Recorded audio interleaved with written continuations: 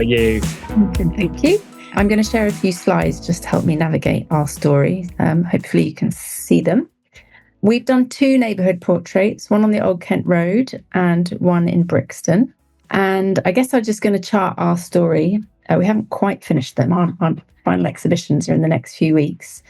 But we started as a citywide group, so we represent the whole of London, but we were awarded funding, 25k, that was had to be spent in 2 possible boroughs. So that sort of helped us navigate down to where we should focus first. And as such, we aimed to work with community leaders who in turn would work with their communities. We didn't feel like we could speak for specific places. So I guess we're one step back from being in community, but we wanted to find the sort of leaders we could work with. And we didn't want to choose one group. We didn't feel like we should just go out and pick somebody to do this with us. We were also slightly worried at the beginning that with all the pressures of frontline work and the fact that this is quite a nebulous project, like whether anyone would respond or have the capacity to be involved. So we started by working with our funder and people we did know to invite 20 odd groups to a paid briefing lunch, so we fed them too. And we recognised the limitations of that initial list, but we hope through subsequent sessions that would only increase and we'd sort of get a broader reach. So that was how we started. And our invitation, I won't go into all the detail, but I guess was this recognition that at a neighbourhood level, we could find some of the most creative pathways to a donut, and that we wanted very loosely to explore the donut at that level, trying to work out the ways we could do it, but also that at the same time, the journey was going to be part of the process, so that we hope that new connections would be built and things might spiral off the top of that afterwards. So it was quite a loose invitation. We didn't know who would respond, but it went really well. People were overwhelmingly enthusiastic. They immediately understood the donut as this possible framework that could join them all up after years of pitching against each other for funding, not having opportunities to work together. And that while they are quite siloed, so some people worked in housing, some people worked with young people, some people worked with old people, this was the thing that actually joined them all together in situ. It was a 90-minute session and nobody left. Like everybody wanted to stay. They were all there for at least another hour just talking. And they said what they really appreciated was a paid space to connect. So whether it was around the donut or just connections of people they've seen in the area but had never had an opportunity to talk to properly, it just gave them that space to step away from the day-to-day and the frontline work to think, I guess, on a sort of more strategic macro level. So as a group at that first session, we decided of the 25k, we were going to put £3,000 towards continuing this sort of trust building phase and exploring what the project was before anyone had to commit to doing it. We did 2 more workshops. We did the Step into the Doughnut, we did Sparks, we did some mapping work, we focused on areas of communal interest, and we focused on the 3 questions that Rob showed you earlier. And there was still so much interest in the room that our funder was so impressed. They found some money down the back of the sofa and decided to fund both. So we didn't have to choose. It felt too wrong to have to vote for one area only. So we managed to do 2 projects, which was brilliant. But they're very different. And that's what's been really interesting about the journey from our point of view, is sort of one layer up. The Old Kent Road has a really wide variety of groups. Some are quite new, some more mature. They knew of each other, but had limited or no contact. There were some very vocal skeptics in the group, which we really embraced. The Old Kent Road in itself is quite a large geography, very long and thin. So that was something to navigate, I guess. And nobody was a sort of willing or obvious lead for that group. Whereas in Brixton, it has a really rich history of communal fight, I guess. Some real veteran leaders in the room. They all knew each other, but had limited opportunities to work together until this point.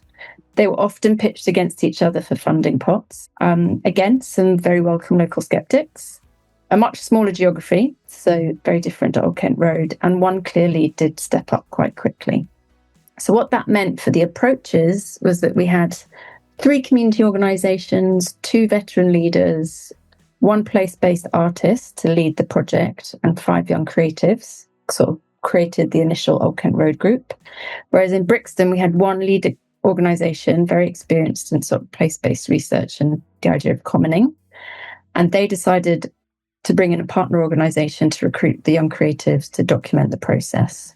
And from our point of view as LDEC, that meant We were very heavily involved in the Old Kent Road. We were sort of that cradle that kept everybody together to start with, at least. And we co-created the plan and we wrote the budget for them. Nobody felt upfront that they had the voice to do that on behalf of a group that was very newly formed and didn't know each other. So that was one of our first stumbling blocks, like how to get the project off the ground when everyone was a bit reticent to sort of step into that role. So we filled it, which wasn't intentional, but sort of felt like we had to.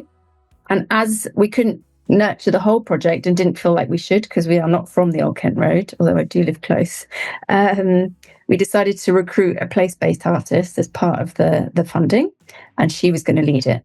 In Brixton, we haven't been very involved. I haven't got a great deal of insight. It's all coming together in the next few weeks, and we've yet to see how many of that original group have stayed involved, seeing as one group took the lead and have sort of taken the charge. However, there have been some really common themes, which has been so interesting to see.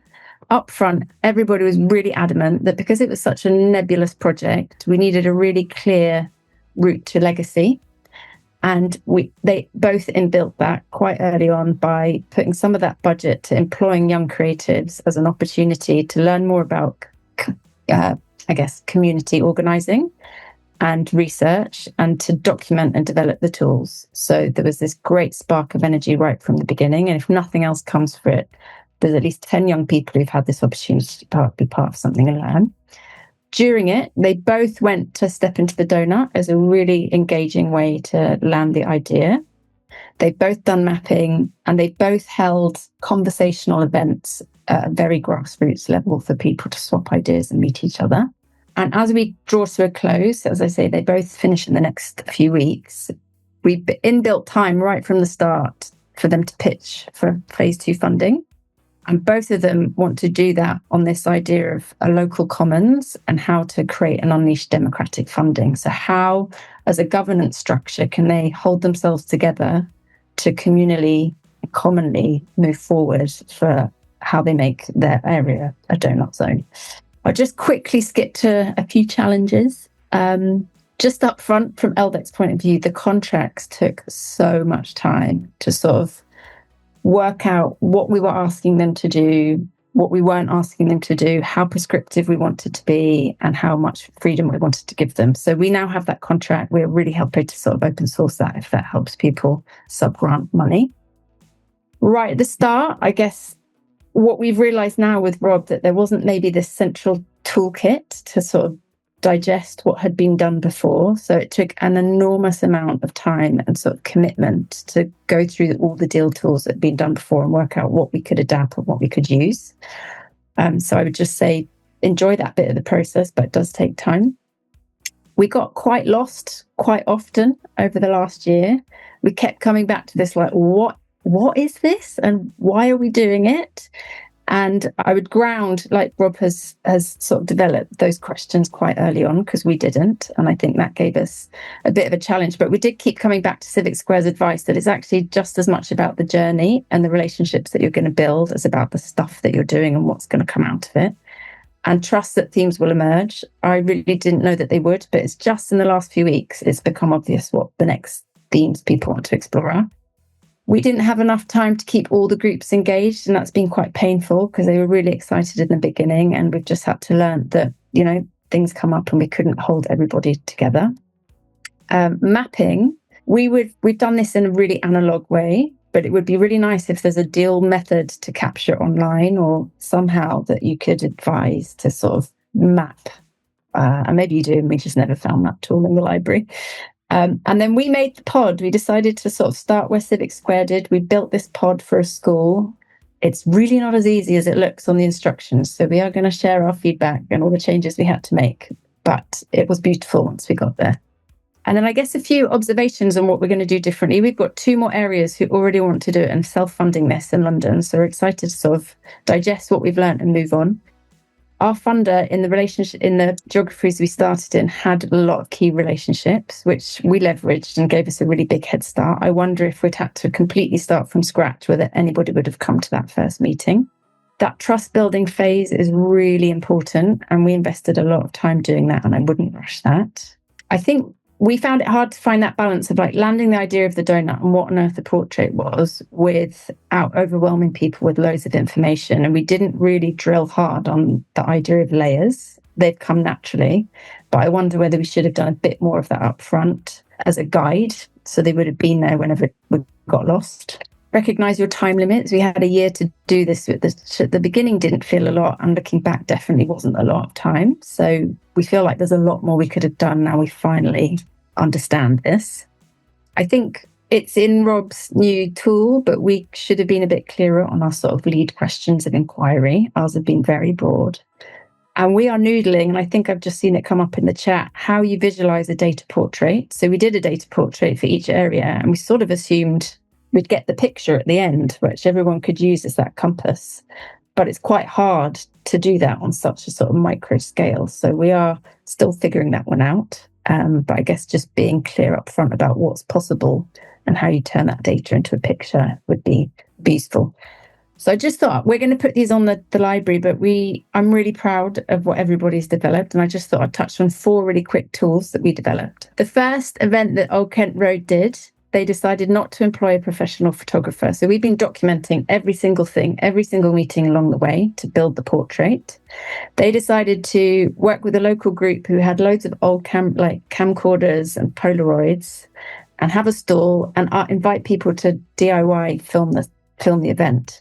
So we had all these kids running around with camcorders they'd never even heard of before, interviewing each other, interviewing everybody that walked down the road, and got like a beautiful film of people self-documenting. So it was a really fun way to document that event. We've made a really beautiful donut t-shirt, and at one of the events we invited people to bring along an old t-shirt. We screen printed them there and then we got people to circle either what they worked in or what area of the donut they were interested in, as a way to show that you don't have to be doing everything. You can focus in on what you're interested in, but there'll be people in the room who are either complimenting you or working in the same area that you might not know about. So we use that as a sort of live workshop to go and find the other people in the room who are interested in soil or whatever it might be.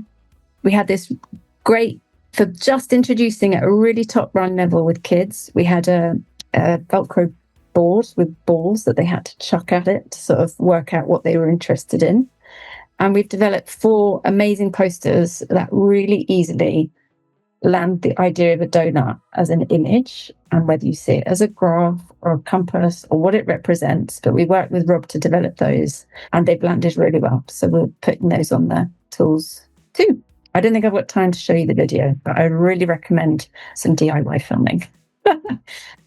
Thank you so much. The insights you shared, the learnings you shared, the observations are so helpful for people who might be starting on their process now. We had a question from Karin, which is, did elected representatives, politicians connect and become engaged in the process? So I guess going back to our vocal skeptics in the room, there was quite an effort at the beginning not to include them. However, they have reached out and they want to come to our final portrait on the Old Kent Road is going to be an exhibition, a 3-day exhibition, and they have asked if they can come, and they have said yes. So they will be engaging at that in next weekend. And I hope when we go for funding, that will open doors. Brilliant. Thanks so much. You touched on some of the tools, and one thing that you wished you had had at the time was a community mapping tool. I've actually done some digging and I've found some community mapping tools, and actually Rainer has also shared a community mapping tool in the chat. And so this, I think, is the process that we'd love to explore more, which is how do we crowdsource the tools that we would like to use and find. And so the Doughnut Portrait tool library, this is just something I forgot to share earlier, is an open source, crowdsourced library for people to bring tools that you use in the process. And I know that the artists you work with in the process found so many tools from the Civic Square process. So I think that's a really important thing to mention. And then just one last question for you, which is that you mentioned the moments of, I guess, sitting in uncertainty about how it's going to, what the next step is going to be. Could you just share a little bit about kind of what that either felt like or what that was like, and a reflection now looking back about what ended up happening? I think we wrestled at the start with this relationship of not being in community and going one step below. And actually, your amazing tool has helped clarify what the process is to engage those initial community organisers, who then will take it into community. And then, yeah, I think we just kept coming back to like, what is this and why are we doing it? And I think it's maybe because it wasn't self-initiated in the Old Kent Road, there wasn't one key question, or Brixton, there wasn't one key question they were trying to solve, which I think if you are doing it for your own area might arise earlier on. So I think we should have probably done that work first. I think, however, they were really excited that it stayed so broad, and that after a year of inquiry, now they know what they want to do. They're going to go deep in governance and how they can really start to make a difference. But I think, yeah, like I said, we just kept coming back to this. We did keep coming back to the layers now and again. And I guess coming back to the journey is as like that uncomfortableness is part of the process, and actually you just do a bit more reading and a bit more noodling and a bit more sort of imagining, and then you get through it. Brilliant. And it's been so great just to be able to come to your sessions in person, also living in London, and learn, oh wow, yeah, we're really lacking the support, the things you need to do, the next step. And so, yeah, just to say again, just how formative your experience over the last 18 months has been in the creation of these new tools. So thank you so much for that. Well, I hope also, I think just picking up on someone's question, like we should all be sharing this. We were quite lucky to have some access to Civic Square and ask them directly what happened and what they did. And we would love to share any questions, please. But we're all learning, and we're going to carry on learning as we hopefully carry on to phase 2. Yeah, and hopefully the Global Connection sessions that we have that start in February will be a great place for sharing that too, both experience and questions.